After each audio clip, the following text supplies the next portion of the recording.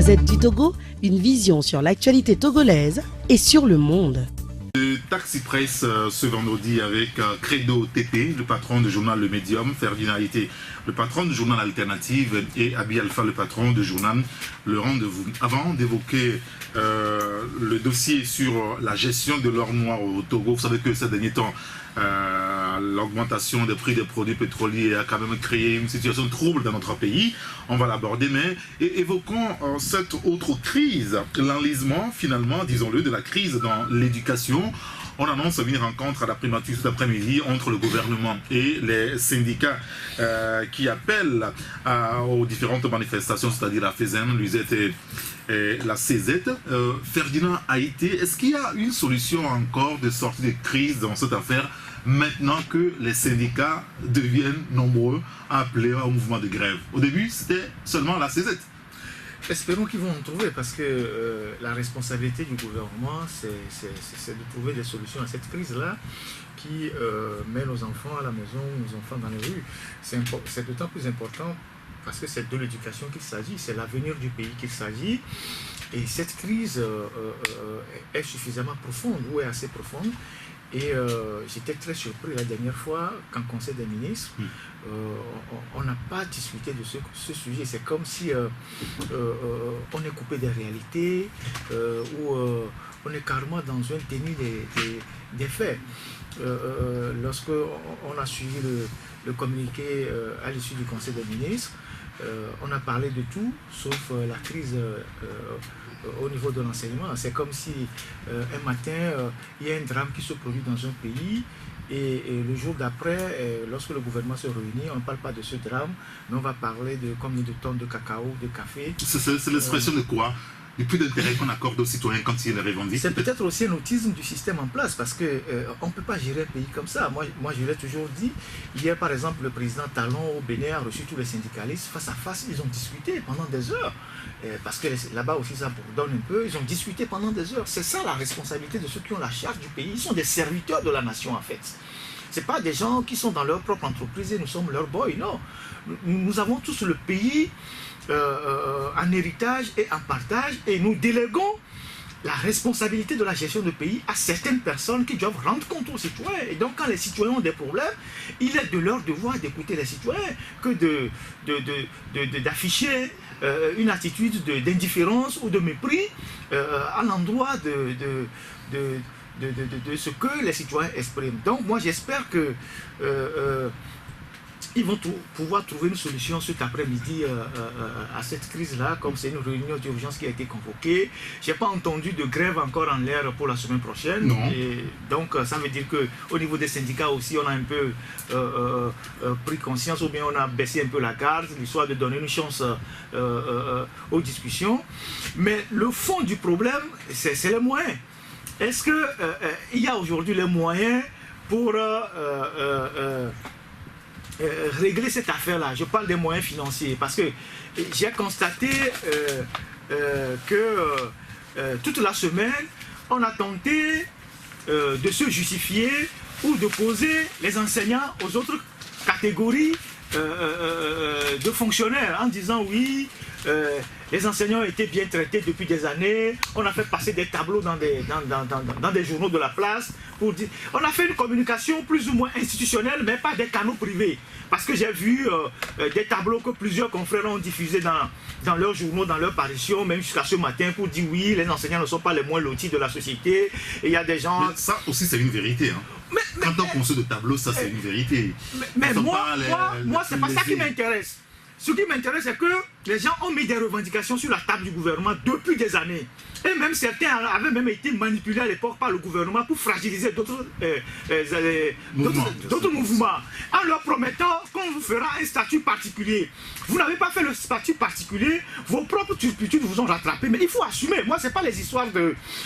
il faut balancer des tableaux dans la presse pour dire oui, on en a fait beaucoup pour les enseignants, ils ne veulent pas être reconnaissants. Le fond du problème est là. Il ne faut pas que les dirigeants prennent du temps pour régler les problèmes de la société. Regardez par exemple les statuts particuliers de la police. On en a parlé. Voilà des gens qui se sont battus jusqu'à ce que le Parlement ne vote un statut particulier de leur corps. Depuis un an, le décret d'application de ce statut-là, on ne l'a pas pris. Ça veut dire que, alors quand on a voté ce statut particulier, ils ont été, je crois, reçus par le chef de l'État, ils ont pris des photos, les gens ont souri, on dit, ah voilà, les policiers maintenant, ça va aller. Depuis 1 an, personne n'a pris le décret d'application pour que ce statut rentre vraiment dans la réalité. Donc, quand vous gérez les corps professionnels comme ça, vous perdez votre crédibilité. À un moment donné, quand vous parlez aux gens, les gens ne croient plus. Les gens se disent, mais vous nous avez fait telle promesse à telle date, vous n'avez pas tenu, telle promesse à telle date, vous n'avez pas tenu. Aujourd'hui, qu'est-ce qui prouve que demain, vous allez tenir? C'est pour ça qu'aujourd'hui, le gouvernement est pris dans son propre piège. Si le gouvernement a cet statut particulier, demain, aux enseignants, même avec un moratoire, la santé va bouger. La santé demandera son statut particulier, va remettre son problème sur la table. D'autres secteurs vont bouger. Boîte à Pandore ne pas ouvrir. Pendant qu'ils sont sous pression du FMI. Vous savez qu'on vient de prendre des engagements auprès du FMI et qu'on doit serrer la ceinture. Ça doit commencer, je crois, à partir du mois d'avril. Et donc le gouvernement est pris dans son propre piège. Voilà le fond du problème. Credo, comme vous l'écrivez mardi dernier, le Premier ministre a promis quand même que le statut particulier des enseignants sera voté. Est-ce qu'il faut le croire quand on voit tel que Ferdinand vient de brosser le tableau, les enseignants sont, les médecins sont aussi en instance, hein, l'administration aussi déjà attend. Si le gouvernement bouge un pas au niveau des enseignants, peut-être qu'on verra d'autres secteurs aussi rentrer en ligne de compte. Mais cela ne voudrait pas signifier que le pas ne doit pas être franchi aussi, parce qu'il faut faire des efforts, et les efforts sont à tous les niveaux, que ce soit au niveau du gouvernement comme au niveau du monde enseignant, donc il faut faire des concessions et autres là. Mon confrère Ferdinand parlait du statut des policiers, donc je crois qu'il faut qu'on aille rapidement à ça aussi, parce que c'est comme si on a mis l'eau à la bouche des policiers et du jour au lendemain, donc on retarde aussi, parce qu'il faut voir la situation du policier, elle est misérable aujourd'hui. Le policier, si le policier commet des abus sur nos routes, si le policier est enclin à de la corruption, c'est parce que sa situation aussi n'est pas, n'est pas des meilleures. Donc il va falloir qu'on puisse penser à tous ces mots-là. Maintenant, revenant au domaine de l'éducation, le Premier ministre, lors de la remise du rapport du groupe de travail, a dit qu'ils vont étudier cela avec minutie, et j'ose croire que cet après-midi, il a un message assez fort, parce que le Premier ministre a une mission, je dirais même double, parce que il est un politique, mais avant d'être politique, il est un enseignant. Oui. Donc c'est dire qu'en posant les actes, il doit penser à son corps de métier qu'il a propulsé avant qu'il n'aille en politique pour améliorer. On ne sait jamais. Peut-être que du jour au lendemain, il va retourner à ce corps de métier. Donc il va falloir faire les choses comme cela se doit et autres là. Mais il faut noter également les efforts sensibles qui ont été faits par le gouvernement pour améliorer la situation des enseignants. Je dis bien c'est des efforts. Peut-être que nos enseignants ne sont pas totalement contentés de ces efforts, donc il y a d'autres revendications. Mais si cette situation a perduré jusqu'à ce qu'on retrouve des enfants, des élèves, je voulais dire, dans nos rues, c'est qu'à un certain moment, il y a un déficit de communication. Un déficit de communication. La communication qui a été enclenchée cette semaine? Non, la communication avec la publication des tableaux expressifs et autres, donc je ne parle pas de ça. Moi, je crois que lorsqu'il y a deux parties qui sont en discussion, donc il va falloir que prédomine la bonne foi et la bonne volonté d'aboutir à un consensus. Maintenant, je voudrais m'attarder sur le comportement des émissaires du gouvernement, parce qu'à un certain moment, c'est comme s'il y a rétention d'informations où les gens n'ont pas voulu être vraiment clairs avec les enseignants et autres là. Si quelqu'un vient avec 3 revendications, mais aisément, avec vos moyens, ayez le courage de dire que ce que vous dites, nous voyons que c'est primordial, c'est important, mais vu telle ou telle chose, vu des restrictions financières, on ne peut que faire ça aujourd'hui et autres là. Mais s'il n'y a pas ce langage... Non, mais les émissaires ont dit ça, mais on ne voit pas la transposition. On ne voit pas la transposition parce que c'est là où je dis il y a un manque de langage véridique. Moi, ce que je dis, c'est subjectif. Donc ça, c'est mon analyse. Mais moi, je dénote un manque de communication et de confiance même entre les deux parties qui sont en train de discuter autre là. Mais le corps des enseignants n'est pas le corps qui est si mal loti parce que, comme tu l'as dit aussi, Aujourd'hui, si nous considérons le secteur de la santé, le monde de l'éducation est choyé par rapport à ce secteur de la santé. Et lorsqu'on parle de mandat social, on parle de l'éducation et puis de la santé. Oui. Donc il va falloir qu'on prenne des dispositions pour calmer tous les foyers de tension dans ces deux secteurs et essayer de discuter valablement. Je voudrais accorder le bénéfice du doute au gouvernement jusqu'à cet après-midi pour voir ce que le Premier ministre va faire à la primature en rencontrant encore ce groupe de travail. J'ose croire que le Premier ministre a la l'important aujourd'hui, c'est les actions, ce ne sont pas encore des discussions, des paroles. Oui, du moment où le rapport... On a suffisamment discuté sur ces questions. Oui, on a suffisamment discuté. Et du moment où le rapport lui a été remis il y a à peine une semaine, oui, je suppose qu'il a lu le rapport et qu'il a discuté avec qui de droit et qu'ils vont envoyer des signaux forts pour dire au monde enseignant, au monde de l'éducation que nous avons pris en considération ce que vous êtes en train de dire. Voilà ce qu'on peut faire dans l'immédiat. Parce que lorsque vous allez en discussion, même si vous êtes en position de force, et autres là, donc à un certain moment, la personne qui est en face de toi, mais il va falloir que tu lui envoies un signal. Et ce signal n'est qu'un signal de bonne volonté, de prédisposition à résoudre le problème qui soit ponctuel. Très bien. Abi Alpha, dans votre journal hier, vous nous informez qu'au-delà de Bawara, il y a un autre, il s'appelle Bertin Hassan, c'est le préfet de Kloto. Lui, il menace les grévistes de la CZ dans sa localité, dans le Grand Kloto. Oui, il y a toujours de ces élèves-là qui veulent faire au-delà de ce qu'on attend d'eux. On a vu ce que Bawara, au-delà de son arrogance sur les médias, on a vu ce qu'il a voulu faire dans son milieu. Donc tout récemment, il nous est revenu par rapport à ce petit préfet de Kloto, parce que quand ils sont dans leur milieu, ils se croient tout permis. Ils pensent que si tu écoutes ce qu'il dit aux enseignants là-bas, tu ne peux que l'appeler un petit préfet. Parce que tu te dis, c'est quelqu'un qui est censé rendre compte aux citoyens et qui se comporte comme ça vis-à-vis d'un enseignant qui réclame des choses qu'on ne peut pas refuser, des choses toutes légitimes. Mais c'est grave. Donc moi, ce n'est qu'une partie. Moi, je vais dire ceci. Il ne faut pas qu'on sème une mauvaise jurisprudence. Je crois qu'elle est déjà d'ailleurs sémée. Nous étions ici dans les moments de la naissance de la fameuse zone franche. Oui. Quand les nouveaux investisseurs sont arrivés avec celui-ci soit il veut installer une unité de production des ampoules, celui-ci peut-être c'est de l'eau. En tout cas, différents investisseurs ont envahi dans notre milieu avec cette nouvelle politique. Une nouvelle race d'employés devait venir. Et puisqu'ils n'ont pas commencé ici, c'est des unités de production qu'on a soit détachées d'ailleurs ou bien dont qu'on veut installer en s'inspirant de ce qui se fait déjà. C'est qu'eux-mêmes ils font ailleurs. Ils sont venus avec des salaires, des grilles salariales. C'est nos autorités qui ont dit net. Si vous faites ça, vous allez nous créer des problèmes dans les autres secteurs, dans les autres corps de métier. Si ça, je l'ai déjà dit plusieurs fois. Et ces salaires, les gens qu'on devait payer à 70 000, 80 000 sont en train de prendre 30 35 000, du ciment 40 000. Les filles, choses qui font, tout ce que vous savez.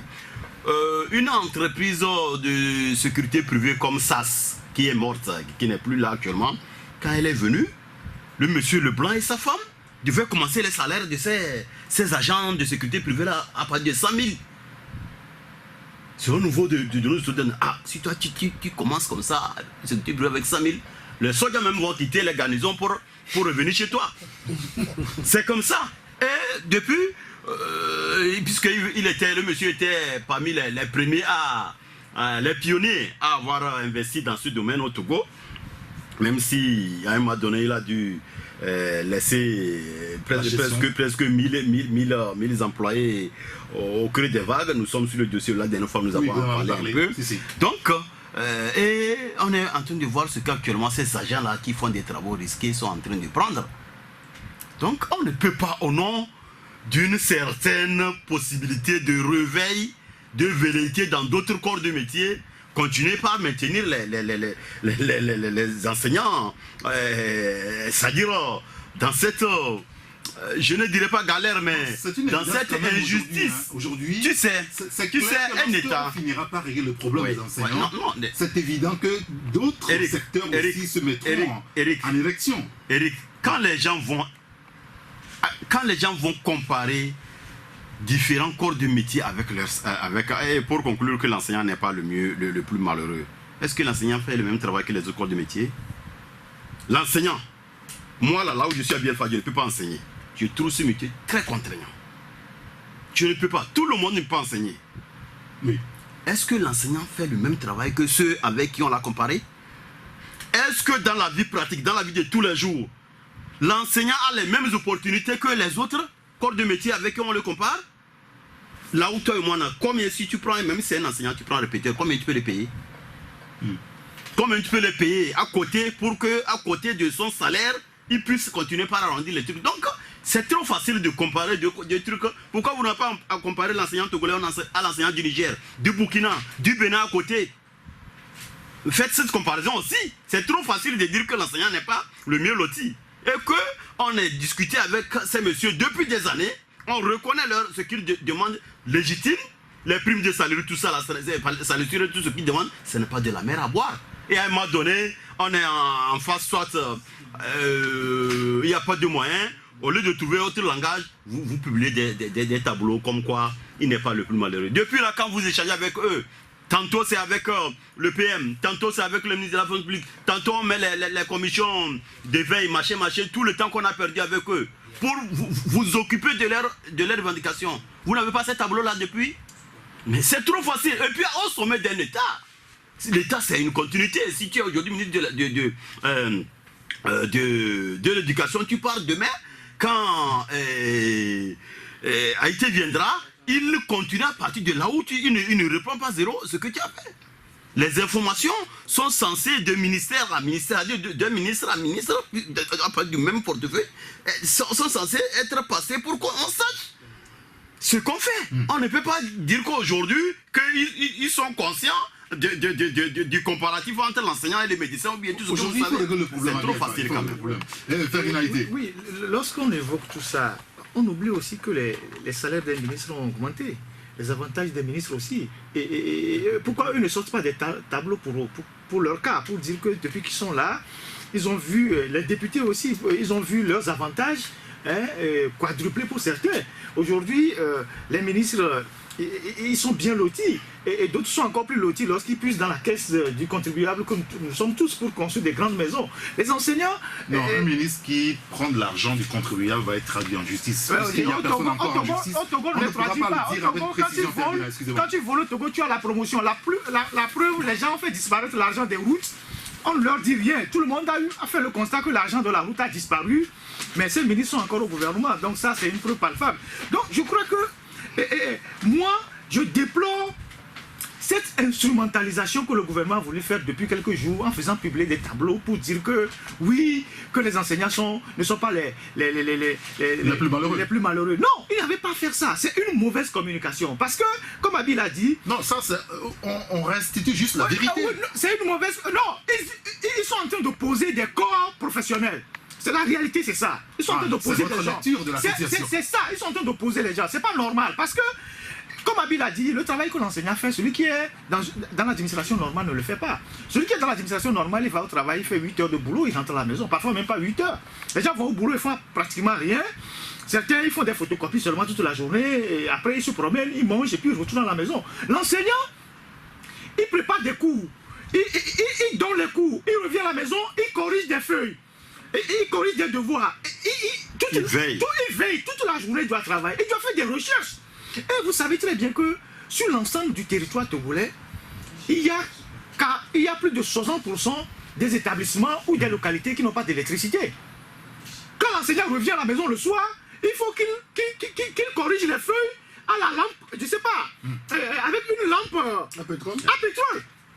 Et ça, c'est des trucs... Ça existe encore, la lampe à pétrole pour travailler la nuit. Mais ça existe dans les localités. Mais vous avez plus de 60-65% du territoire qui n'est pas couvert par l'électricité. Regardez même les salles de classe à l'intérieur du pays. C'est des paillotes. Quand il pleut, vous êtes soumis à des situations difficiles. Même dans certaines localités, là où vous louez même pour aller enseigner, les maisons ou les cases là même sont vraiment des trucs difficiles. Mais c'est dans ces conditions que les gens sont et ils enseignent. Donc, il n'y a pas plus de sacrifices. On ne peut pas dire que c'est trop de faire de sacrifices pour l'enseignement. On doit toujours en faire plus. Parce que l'avenir du pays, c'est l'éducation de nos enfants. S'il faut converger toutes les richesses pour éduquer nos enfants, nous en serons contents. Parce que des pays comme la Corée du Sud n'ont pas de richesse chez eux. Ils ont investi dans l'enseignement. Aujourd'hui, ils sont les grands chercheurs au monde. Ils ont fabriqué les téléphones Samsung, tout ça, nous utilisons tous les jours. C'est l'enseignement qui les a amenés là-bas. Donc, la richesse, c'est d'abord l'homme. Ce n'est pas les biens, ce n'est pas les richesses minières, c'est d'abord l'homme. Donc, quand on investit dans l'homme, on sait que dans 10-15 ans, on aura un profil de citoyen qui peut prendre la relève. Donc, nous, on ne peut pas badiner avec l'enseignement. Si nous, on n'avait pas été bien enseignés, ou on n'avait pas bien eu nos cours à l'école, ou on n'avait pas été assidu à l'école, ou on n'avait pas eu des meilleurs enseignants, on ne serait pas là aujourd'hui, journaliste, à faire des débats pour que les gens nous écoutent. Donc, quelle génération nous voulons qu'on fabrique derrière nous? Alors, la génération de demain, peut-être, c'est les petits-là qu'on voit dans les rues de Lomé depuis plusieurs semaines. Et ça crée quand même un sacré problème, Credo. Non, mais je dirais que ça inquiète, parce que voir les enfants dans les rues réclamer leurs cours, donc ça fait pitié. C'est ça même qui doit pousser les partis à rapidement s'entendre afin que nos élèves puissent retrouver les bancs des classes et autres là. Mais je voudrais rebondir sur un aspect qui a été communément développé par mes confrères Abi Alpha et puis Ferdinand Haïté. Moi par contre, je ne vois pas en quoi ça fait mal ou ça fait mauvaise communication que de publier le tableau d'évolution des salaires bruts et autres là. Et en le faisant, moi, ce que je comprends, peut-être que le gouvernement voudrait dire que en fait, la condition a évolué, la situation a évolué de 2005 et puis 2015 que ça a évolué. Mais le gouvernement ne voudrait pas dire, et on ne peut pas prêter des intentions au gouvernement, qu'avec la publication de ce tableau, que ça va être un blocage aux discussions. C'est bien même qu'on ait pu dire comment est-ce que ça a évolué. Mais ça a évolué, mais il y a d'autres revendications qui sont sur la table. Autant s'atteler à la résolution de ces revendications. Alors, mais en publiant... une certaine facilité, finalement, du gouvernement à publier les salaires des enseignants. Est-ce qu'on peut nous dire dans ce pays également les salaires des ministres, des députés, du chef de les l'État? avantages qu'ils ont. Non, je crois. Mais il faut publier leur salaire. Pourquoi il faut pas sortir de tableau pour parler de leur salaire? Pourquoi est-ce qu'on ne dit pas par exemple ce que gagne le chef de l'État Depuis le officiellement? début de l'année, les salaires des ministres ont connu une augmentation. Les avantages aussi. Pourquoi ils ne publient pas les salaires des ministres? Vous savez combien coûte une voiture Fortuna qu'un ministre utilise? Non. Oui, allez demander à Sifao, ils vous diront combien ça coûte. Dans un état où on n'a pas des hôpitaux, on n'a pas des scanners, on n'a pas des radios pour soigner les gens, on prend autant d'argent pour acheter des voitures. Non mais vous n'allez pas demander à l'État de faire circuler les ministres dans les brouettes. Non, je ne dis pas ça, mais... Attendez, mais on appelle quelque chose. Si, j'ai toujours la parole. vous avez la parole, allez-y, Credo. Sinon, si Ferdinand veut, je peux lui vendre quelques minutes de mon temps d'antenne. Donc je dis qu'en fait, moi je ne trouve pas d'inconvénient qu'on puisse communiquer sur l'évolution des salaires. Mais je dis, la communication sur l'évolution des salaires ne voudrait pas insinuer une... opposition et des corps de métier? Oui, non. Ou plusieurs corps de métier aux enseignants? Ce n'est pas encore ça. Donc aujourd'hui, les enseignants ont posé des problèmes réels qui sont sur la table. Donc allons à ça aussi. Donc on peut trouver des solutions. Mais on ne peut pas dire que le gouvernement a mal fait de donner la situation entre 2005 et puis 2015. Et autres là. Même... Parce que c'est le problème de l'éducation qui est assez récurrent aujourd'hui. Oui. Donc c'est de ça qu'on parle. Et en communiquant là-dessus, donc je ne pense pas qu'on puisse faire une mauvaise communication. Ça c'est de bon ton et autres là. Mais je dis qu'en publiant même ça, que cela, mais maintenant nous avons vu, si nous prenons un enseignant catégorie A1, début en 2005 prenait 113 593. En 2015, c'est 194 198 avec une variation de 80 605 et autres là. Ça, c'est une bonne chose, mais on peut mieux faire. On peut mieux faire aussi. Mais les enseignants donnent l'impression comme quoi leur réclamation, c'est beaucoup plus sur leurs conditions de vie. Moi, je voudrais qu'ils accentuent également les luttes sur un aspect que Ferdinand a développé. Les conditions, les infrastructures scolaires et autres là. Mais les enseignants doivent orienter aussi leur lutte sur les conditions de travail. Pas seulement les conditions. C'est-à-dire que le gouvernement, c'est l'une de ses missions. Je n'en discute pas. Mais lorsque le gouvernement ne le fait pas, dans le cadre de l'État de mettre en place des infrastructures avant que l'État ne le fasse. Non, l'État a l'obligation de créer les infrastructures. Je n'en disconviens pas. Mais je dis, la lutte serait assez entière si les enseignants parlaient et des conditions de vie et des conditions de travail. Je ne dis pas que ce sont les enseignants qui vont créer les conditions de travail aussi. Le gouvernement doit faire des efforts aussi en ce sens-là. Mais qu'on ne focalise pas la lutte uniquement sur les conditions de vie. D'accord, très bien. Je vais toujours saisir la balle pour dire que quand Ferdinand parlait d'investir dans l'humain, je donne un exemple. Actuellement, par la faveur de la récente réforme de la justice togolaise, beaucoup d'argent a été injecté dans la modernisation de la justice. Et ça c'est allé jusqu'à ce que les salaires soient revus à la hausse. En tout cas, sans vouloir comparer leurs salaires aux autres, je crois que vous allez faire l'exercice finalement. Ouais, je crois que les magistrats ne sont pas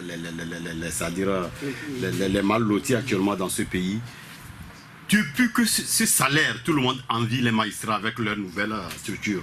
Qu'est-ce qui a changé là-bas? Rien du tout. Qu'est-ce qui a changé dans leur comportement vis-à-vis de l'injustice, vis-à-vis de l'instrumentalisation de la justice? Qu'est-ce qui a changé?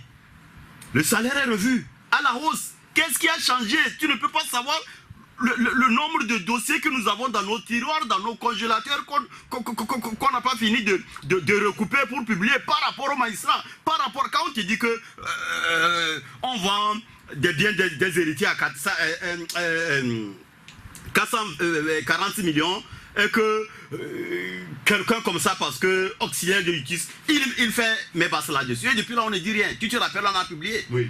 Tu te rappelles, on a publié. Le dossier Tagbanyakou, la femme de Togo Telecom, qui a bouffé allègrement l'argent de 41 héritiers. Depuis là, on n'a fait rien parce que c'est ça les habitudes de la justice. Malgré cette réforme de la justice, rien n'a changé par rapport à la corruption. On a mis sur pied beaucoup de structures de veille pour changer, mais c'est parce qu'il y a eu... Attendez, ça veut dire aussi que... Il faut former l'homme. Le salaire des enseignants, mais... Non, s'il vous plaît, je vais vous dire que ici, on avait investi, on avait mis l'argent pour que la corruption s'arrête. C'est ça le premier objectif. Oui. Est-ce qu'elle est arrêtée? La corruption, ce n'est pas d'un jour à l'autre qu'on dit que je ne suis plus corrompu, je suis devenu quelqu'un qui est clean. C'est une formation qui se fait depuis le bas âge. Ce sont des valeurs qu'on doit inculquer à quelqu'un qui est en train de grandir. C'est pas quand on est à 50 ans, on a déjà fait 15 ans de carrière qu'une réforme vient comme ça faire de vous quelqu'un qui était corrompu à quelqu'un qui est correct. Donc c'est pour vous dire qu'il faut qu'on commence par la base. Et l'occasion est là. Si on veut le faire, il faut investir dans l'enseignement. Il faut qu'on aide l'enseignant à être à l'aise pour que dans la façon dont il aborde l'élève, qu'il soit son enfant, l'enfant de son cousin, l'enfant qu'il ne connaît pas, qu'on sache que vraiment... Nos enfants sont devenus tous des équimoques. Vous l'avez vu ces derniers temps? Mais ça c'est clair, c'est clair. Moi je connais un établissement où des élèves sont venus pour déloger. C'était difficile pour eux d'avoir accès à l'établissement. Ils ont commencé par escalader. Il y a des enseignants qui font le mouvement contraire pour les renvoyer. Un enseignant est tombé, il s'est retrouvé à l'hôpital. Voilà, donc, c'est-à-dire, il ne faut pas que... C'est un faux débat. Il ne faut jamais comparer le salaire des enseignants par rapport à la chose. Je ne dis pas qu'ils sont... C'est eux qui font le monde, non. Mais tout ce monde-là, tous les fonctionnaires à qui vous en comparez, ils sont passés dans la main de qui? Oui, les enseignants. Alors, merci Abi Alpha. Président, juste 2 minutes, on va passer à notre sujet. Moi, je crois que les comparaisons auraient pu être aussi pertinentes si, par exemple, les autorités en place ici nous disent où est-ce que leurs enfants fréquentent. C'est aussi ça. Où est-ce que leurs enfants... Attendez, il semble que, au temps des Yadéma, ces enfants sont à Lomé. Tout à fait. Ils fréquentent Lomé, les écoles de Lomé, les responsables politiques et tout ça. Sauf que maintenant... Mais aujourd'hui, tous ceux qui ont la responsabilité de gouverner ce pays aujourd'hui, les DG, tout ça, leurs enfants sont où? Posez-vous la question. Quand on a mis nos enfants à la maison pour faire le sommet maritime, eux, leurs enfants ont repris. Ils ont repris à British School, ils ont repris au lycée français, ils ont repris à Arc-en-Ciel, ils ont repris à Alpha. Leurs enfants sont là-bas. Donc vous ne pouvez pas créer une société à double vitesse. Vous ne pouvez pas créer... Ils sont sur le territoire. Ils sont sur le territoire, mais on les met dans un système éducatif différent du système éducatif général. Ce qui fait que quand les responsables, ceux qui gèrent le pays, on sent qu'ils sont indifférents, ou bien ils ne sont pas pressés de résoudre le problème, on se dit, mais comme ce ne sont pas leurs enfants qui sont dans le cas, ils ne sont pas inquiets. C'est ça le fond du problème. Si on avait logé tous les enfants à la même enseigne, je ne dis pas que quand vous avez un peu de moyens, vos enfants ne puissent pas aller dans un collège. Mais quand on a la responsabilité d'un État, c'est-à-dire que vous gérez les affaires publiques, vous devez donner l'exemple. Aujourd'hui, tous leurs enfants sont dans le privé. Et quand je dis le privé, dans le système français classique et le système anglais et américain. Alors que les enfants des pauvres Togolais qui contribuent au trésor public, qui paient les impôts, leurs enfants sont... On va pas obliger ceux qui ont de l'argent pour mettre leurs élèves, leurs enfants à une école prestigieuse. Excusez-moi, ceux qui gèrent le pays doivent être des exemples pour la nation. Vous avez parlé du cas de Yadema tout à l'heure, que ces enfants tous étaient dans le système public. Et il faut que ceux qui gèrent le pays donnent l'exemple. Moi, je ne peux pas comprendre que quelqu'un qui est ministre de l'éducation ou de la fonction publique a ses enfants dans le privé et il fait de la misère aux enseignants. Ça pose un problème. Il y a un exemple type aujourd'hui. Mais attends, Bahara, ces enfants vont où? Ces enfants vont à l'école où aujourd'hui? Il faut qu'on cherche. Il faut qu'on cherche à savoir où vont ces enfants vont à l'école où? Tu les trouveras certainement dans une des écoles privées classiques de type français ou anglais. Et nous, nos enfants vont à l'école et après, quand les enfants sont désemparés, parce que c'est de ça qu'il s'agit au fait. Quand les enfants vont à l'école, ils ne trouvent pas leurs enseignants, ils ont un programme à finir, et que les enfants ne retrouvent pas les enseignants, ils sont désemparés, ils vont dans les rues, mais ils sont nerveux, c'est normal qu'à un moment donné, dans les feux de foule, les gens puissent en prendre à d'autres personnes. Ça arrive à tout le monde.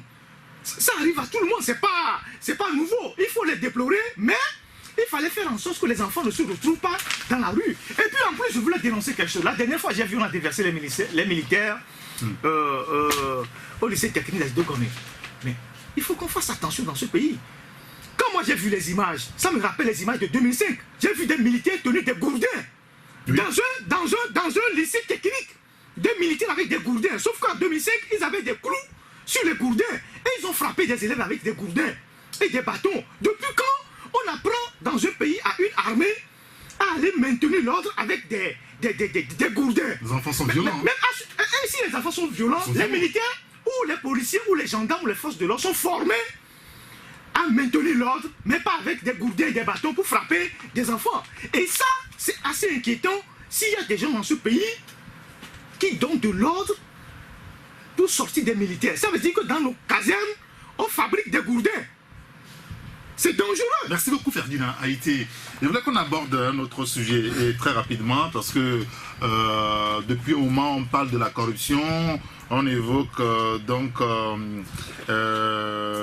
vous avez dit Abi que la gapérisation a pris tout le Togo, que le chef de l'État doit continuer par, n'est-ce pas, se débarrasser de ces éléments-là. Cette semaine, Credo, vous avez fait un article sur la passation de services et les dénonciations dans les marchés publics. Et est-il nécessaire aujourd'hui pour que la RMP poursuit en rassurant avec célérité la dénonciation enregistrée? Parce que si des gens dénoncent et que derrière il n'y a pas de réaction, bon, après on laisse tomber, parce qu'il n'y aura pas d'effet. Non seulement s'il n'y a pas les réactions, mais s'il y a la lenteur dans l'instruction des dénonciations, donc ça ne rassure pas. Parce que nous avons vu la RMP poser des panneaux, faire des spots, même diffuser sur les ondes de Taxi FM, appelant les gens à dénoncer toute forme de corruption. Mais lorsque ces dénonciations sont formulées, et on traîne à instruire ces dénonciations pour situer l'opinion jusqu'à ce que les marchés même soient finalement exécutés et puis réceptionnés, donc ça laisse à craindre là. Donc c'est qu'il y a un problème. Ou bien les instructions, c'est vrai, donc on nous dira que l'instruction, ce n'est pas une simple délibération, qu'il faut faire les enquêtes et autres là. Mais je crois qu'aujourd'hui, la RMP a les moyens de diligenter les enquêtes à temps et puis de s'attaquer à tout ce qui est dénonciation. Parce que, à la différence des dénonciations, il y a ce qu'on appelle les recours. Et les recours, c'est sous 7 jours que le comité de règlement des différends doit statuer. Là, au niveau de la RMP fait des efforts. Maintenant, concernant les dénonciations, mais c'est comme si les dénonciations tombent dans les tiroirs ou bien dans les oubliettes et autres là. Comment imaginer qu'une dénonciation formulée près de 10 mois après, qu'on n'ait même pas instruit cette dénonciation-là. 10 mois après. 10 mois après. On aurait fini d'exécuter les travaux. Non, et c'est le cas d'espèce. C'est le cas d'espèce. Donc nous allons revenir sur ce dossier dans nos prochaines parutions. Mais c'est là où on se dit même la corruption qu'on veut éradiquer, est-ce que cette corruption même n'a pas la gangrène dans les filets de celui qui veut éradiquer? Donc c'est ça que nous posons comme problème lorsque nous parlons de la lenteur. Nous leur accordons le bénéfice du doute. Mais avec la publication de cet article, qui aura des suites à partir de la semaine prochaine, il va falloir que les dénonciations, j'ai eu même, on m'a dit, plus d'une dizaine ou bien une vingtaine de dénonciations qui ont été formulées. En 2016, les dénonciations sont là et on n'a même pas instruit les dénonciations là. Donc on va dire, comment est-ce qu'on peut faire pour rassurer l'opérateur économique? Parce que les gens font même dans le faux usage de faux dans la constitution des dossiers. Et lorsqu'il y a des dénonciations qui reposent sur des arguments, et on traîne à instruire ces dénonciations-là. Faire dessin? Hein? C'est faire dessin? Là, je ne peux pas dire. Je ne peux pas dire, je leur accorde le bénéfice du doute, mais je dis, ce que je dénonce, c'est la lenteur parce que nous avons eu des cas. Et autres là, c'est comme si on est en train, au niveau de la direction générale de la RMP, saboter l'effort même de la mise en place de cet outil qui est de... La commission de lutte contre la corruption? Non, pas seulement la commission de lutte contre la corruption, l'autorité de régulation des marchés publics.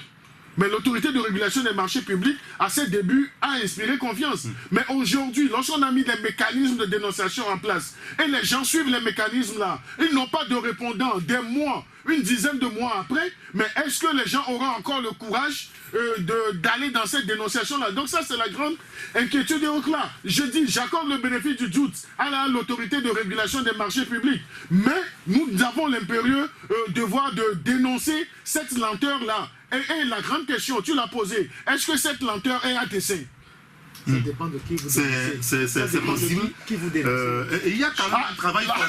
Comment? Non, mais Ferdinand est en train de dire quelque chose. Je crois que qui vous dénoncez. Ah bon, il y a le confrère Liberté. Cette semaine ou la semaine passée, le confrère Liberté a quand même évoqué un cas concernant Julie Béguédou, où la RMP a tranché véritablement, et là, on devait l'applaudir. Cette institution, je veux dire. Je vais dire que, Erika, ce ne sont pas des sujets qui me préoccupent tant. Parce que quand on rentre dans ces domaines, moi je conclue souvent que ce sont les loups qui se battent. C'est la guerre des clans. Actuellement, ceux qui dénoncent là.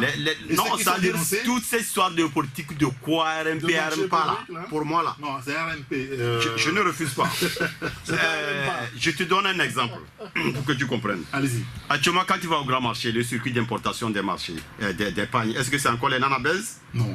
Tu rentres dans les BTP. Ceux qui font les routes, ceux qui sont connus, c'est-à-dire dans les BTP, c'est encore la même race. Quelle race a pris actuellement les travaux publics? Race comment? Expliquez-moi. Dans les BTP. Mais avant, on connaissait. On sait que par rapport au BTP, faire les routes, tout ça là, il y a cette catégorie de personnes. C'est vrai, on ne peut pas vouloir dire qu'il y a un corps de métier qui est bloqué à part. Non. Mais on connaissait des métiers où c'est-à-dire les compétences se passaient. Je peux te comprendre quoi? Si, je vois. Le père continue, le fils qui est à côté, qui s'initie, et le père s'éclipse, le fils continue. Et au fur et à mesure, une famille qui était entre-temps peut-être simple ferrailleur dans une grande entreprise de construction de Eric, peut-être le ferrailleur devient aussi un jour, tu comprends non? Et on voyait des compétences. Actuellement, dis-moi, si c'est les grandes entreprises que tu as connues dans le temps, est-ce que c'est encore ça maintenant? Quand tu vas dans le commerce général, tu vas te comprendre quoi? Mais actuellement, c'est les mêmes personnes entre maîtresses, entre cousines qui ont envahi tout ça là. C'est eux qui se battent au niveau de l'octroi des marchés. C'est eux qui fournissent les choses dans les ministères et autres. C'est eux, ce n'est pas toi, ce n'est pas moi. Donc c'est une bataille rangée. C'est entre eux. C'est entre eux. Quand tu vois, on dénonce quelqu'un d'une façon acerbe, c'est qu'à un moment donné, il faut lui faire la peau. On a décidé de l'éclipser, c'est tout. Sinon, c'est entre eux. Ils se partagent les services, les biens de service. Aujourd'hui, c'est l'autre. Ça ne tourne plus. Ils continuent par prendre en otage les biens du pays en mettant devant un truc du genre ARMP. Donc moi je pense que nous on ne peut pas s'égosiller ici pour défendre les intérêts des gens. Ce qui relève, qui est non, je ne refuse pas. Oui, je ne refuse pas. Parce que si on veut que ce soit correct, il faut encourager que les compétences s'éclosent. Que si quelqu'un tu rentres dans ce secteur, tu peux faire qu'on te laisse prospérer. On ne peut pas vouloir prendre en otage des secteurs donnés parce que là-bas il y a de l'argent. À un moment donné, les circuits classiques se sont éclipsés et c'est les mêmes personnes. Et puis pire, c'est qu'ils prennent ces terrains, mais ils n'arrivent pas à prospérer. Parce que certains c'est pas leur domaine de prédilection. Ce n'est pas leur domaine, très bien. Actuellement, c'est qui les transporteurs? Un exemple. Les transporteurs, c'est qui? Dis-moi, si tu ceux qui ont les titans,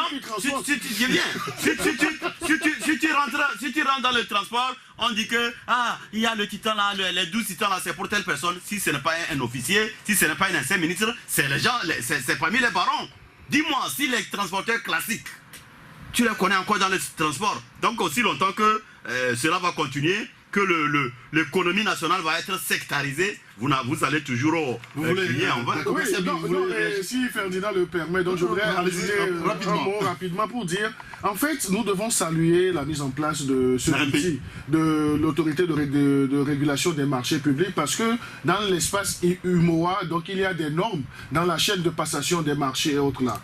Donc on ne peut pas dire que les efforts ne sont pas faits. Et lorsque vous avez même le code des marchés publics, il y a des règles lorsqu'on veut soumissionner à des marchés. Donc il faut faire des garanties et autres là. Dans cette émission, le confrère Ferdinand parlait même des marchés. Si nous prenons la route Lomé-Vaughan qui part de Saint-Joe et autres là, jusqu'à ce qu'un ministre ait eu le courage d'aller devant les députés pour raconter sa vie. Donc normalement, des choses comme ça doivent être sanctionnées, parce que l'entreprise qui a bénéficié de ce marché n'a pas comme principal objectif de s'approvisionner en matériel roulant ou bien en matériel de travail et autres là. Donc c'est comme si on a dévoilé la mission même de ce marché. Mais ce que nous disons, et ce sur quoi nous voulons insister, c'est une bonne chose d'avoir cet outil de régulation des marchés publics et autres là. Et nous savons que c'est dans les marchés publics qu'il se passe beaucoup de magouilles. Les gens sont dans le faux et les gens sont dans la corruption active, les gens sont dans les influences et ce sont les réseaux qui s'affrontent. Maintenant, lorsque un marché est passé, lorsque les gens ont soumissionné à un marché et il y a une irrégularité, il y a un outil de dénonciation qui a été respecté et la dénonciation a été formulée et qu'on ne puisse pas instruire au niveau de la direction générale de l'ARMP, qu'on s'endorme sur des dossiers comme ça. C'est ça qui est mauvais. C'est ça qui est mauvais, c'est ça qui est mauvais. Et c'est ce que nous dénonçons, parce que nous avons assisté. Si vous allez sur le site de l'ARMP aujourd'hui, vous allez voir qu'il y a un travail qui est fait. Mais ce travail doit être poursuivi parce qu'il y a des entreprises qui ont été même sanctionnées. Et c'est là où je suis tenté de donner raison à mes deux confrères lorsque je dis les loups se mangent entre eux, mais c'est comme si ce sont certaines personnes, certaines entreprises qu'on doit sanctionner. Pourquoi ne pas instruire ce dossier? Le cas particulier que j'ai dit, une dénonciation qui date de mois de juin 2016. Jusqu'à ce jour, on n'a même pas, on a accusé les secteurs de cette dénonciation. On n'a même pas fait le pas. On n'a même pas cherché à instruire. On n'a même pas délibéré pour situer. De juin 2016 à ce jour, le marché a été déjà exécuté. Donc il faut aller à la direction des impôts pour voir si le marché n'a pas été enregistré. Mais maintenant, lorsqu'on va instruire ce dossier a posteriori, mais on va l'instruire dans quel but? Maintenant, du moment où les mannes ont été déjà partagées, la corruption a été déjà active. Parfait.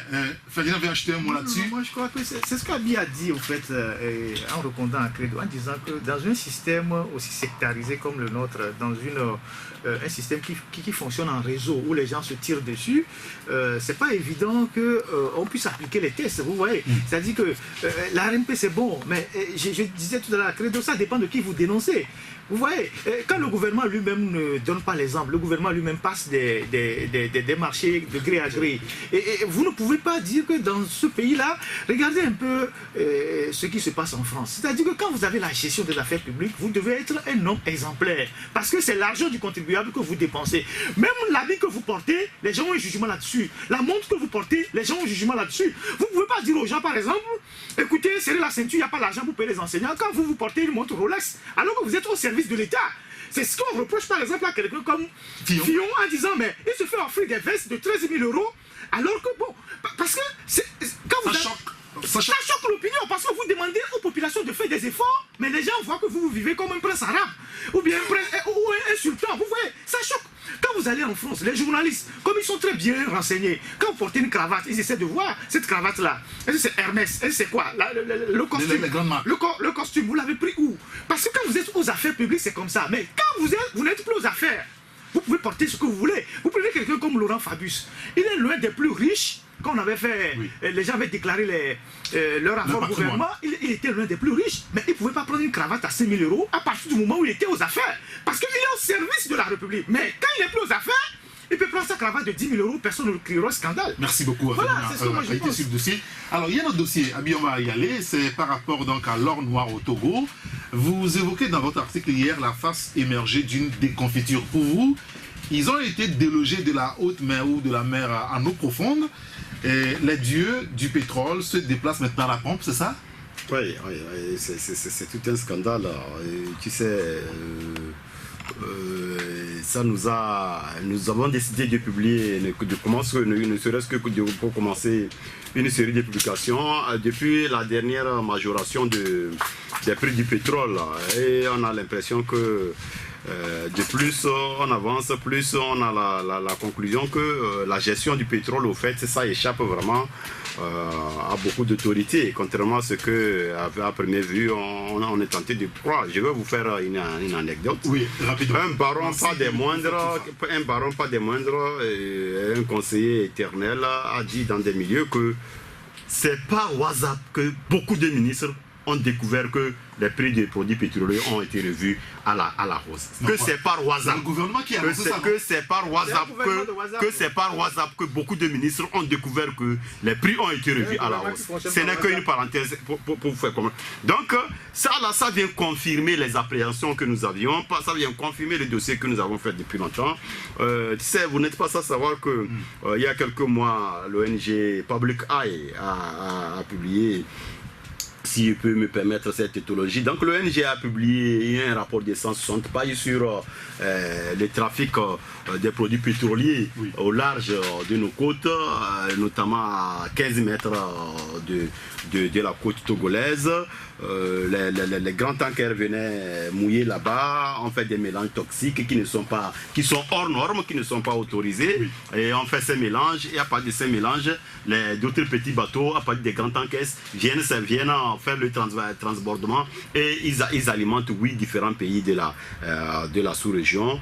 Depuis que l'ONG a dénoncé cette pratique qui se faisait à nos côtes, l'activité a baissé d'ardeur, mais l'activité ne s'est pas arrêtée, ça continue. Maintenant, c'est une activité qui a duré minimum 3 ans avant d'être dénoncée. Qu'elle est dénoncée, on peut dire qu'elle est en train de prendre un coup, ça s'est ramolli un peu, mais ce n'est pas fini, je le dis encore. Mais quand nous on a fait ce dossier, vous vous rappelez que vous étiez encore à Fréquence 1, 4 ou 5 mois avant que l'ONG là ne publie ce rapport, j'avais tiré l'alerte disant que la plus grande partie des produits pétroliers que nous consommons, même à la pompe, vient de la mer. Ici. Et que ça, oui, tu te rappelles, et que ça vient du port de pêche. Bien avant, des mois avant que l'ONG ne truc, on était sur le dossier. Donc le rapport est venu confirmer nos enquêtes. On a pris le temps de les terminer. Maintenant, la question qui se pose, quand j'ai rodé tout le circuit portuaire, nulle part je n'ai vu une réponse officielle pour confirmer mes inquiétudes. Sauf que les sources officieuses bien renseignées disent clairement que le port ne connaissait pas cette activité.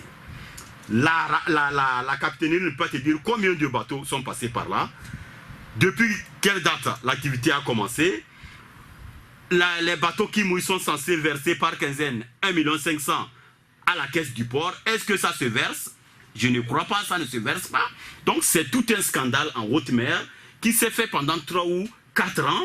Actuellement, il est en train de disparaître. Et apparemment, ceux qui géraient ce scandale ont goûté, ils ont goûté au fruit du pétrole. Et ils ne peuvent pas, n'est-ce pas, parce qu'ils ont déjà dénoncé, dire que c'est fini. Ils déplacent maintenant le scandale en terre ferme, en augmentant de façon anarchique sur les prix des produits pétroliers, en renvoyant des pétroliers qui sont connus depuis longtemps, tels que Shell. Vous n'êtes pas sûr que Shell actuellement est parti. D'ici 1 an, on va mettre en lieu et place de Shell un autre logo qui va continuer par gérer. Donc, c'est un grand dossier à lire sur 3 pages, mais ça fait scandale. Et quand j'ai rodé le milieu douanier et le milieu fiscal, personne ne prenait l'état sur cette activité. Une activité sous-régionale qui, chaque jour, le jour où les activités n'ont pas beaucoup tourné, c'est 50 bateaux qui quittent nos eaux.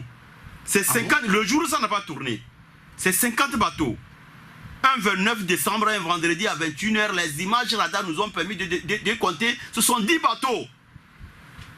Donc, ça dirait, c'est vraiment un scandale qui te dit, mais je ne suis pas dans les renseignements. On utilise tous les moyens pour avoir l'information. C'est ça d'abord le premier truc du journaliste. C'est tout. L'essentiel, ce n'est pas de ne pas faire l'illicite, mais tous les moyens que tu peux utiliser pour avoir l'information, pour que toi aussi, en publiant, tu portes les gants, tu vas le faire. C'est clair. Donc, ça fait scandale et qu'on dise que pendant 4 ou presque 5 ans, que la fiscalité n'a pas pris même un seul euro sur cette activité. Je ne suis pas en train de voir la large de la France à 15 km qu'on dise qu'une activité soit passée et que les services fiscaux de la France n'ont pas pris de trucs et que la douane ne connaisse pas cette activité. C'est vraiment dangereux. Moi, je voulais juste rappeler au gouvernement que depuis 2 jours, le prix du baril est à $48. Donc, ils n'ont qu'à baisser le prix. Ils n'ont qu'à baisser le prix pour se conformer à la baisse. Même en France, là, on est en train de revoir le prix à la pompe à la baisse. Donc, moi, j'invite la cellule, comme ils savent publier les tableaux, il faut qu'ils nous publient les tableaux des prix et les structures des prix pour qu'on sache où se trouve la vérité, pour que la semaine prochaine ou plus tard, dans quelques jours, ils revoient les prix à la pompe à la baisse. Parce que sur le plan international, le baril du pétrole est à $48. $48.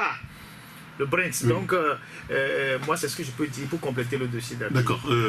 Credo, peut-être un mot là-dessus, sur le pétrole?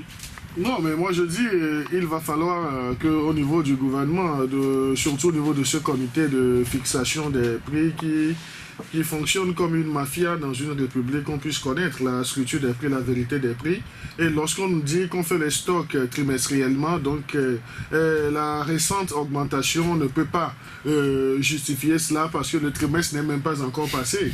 Donc aujourd'hui, si le prix du baril est dans les $48, donc il va falloir que cela ait une répercussion sur ce que nous voulons à nos pompes, dans nos stations d'essence. Messieurs, merci beaucoup. Au début, on a été un petit peu coquillés, hein, puisque le tirage qu'on avait donné, c'était pas ça les bons tirages.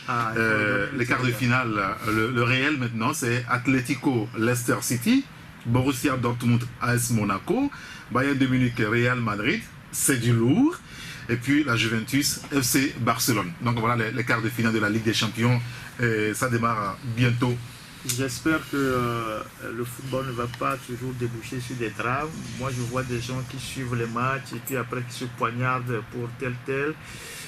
Moi, ça me pose particulièrement un problème. Parce que en Afrique, il faut que nous réorientons nos priorités, parce que le football est devenu aujourd'hui la drogue des temps modernes, une activité qu'on utilise aujourd'hui pour endormir les Africains. Il faut qu'on fasse extrêmement attention. Je ne dis pas de ne pas aller suivre les matchs, mais il faut que nous nous concentrons. Toute l'attention, toute l'énergie qu'on déverse dans le football ou qu'on déverse à suivre les matchs, si nous pouvons déverser ces énergies pour contrôler l'action citoyenne des gouvernants, on aura gagné beaucoup en conscience dans nos pays. Merci beaucoup Ferguina. Donc je rappelle juste que les matchs pour ces quarts de finale démarrent les 11, 12 et 18 avril prochain, 18 et 19 avril prochain.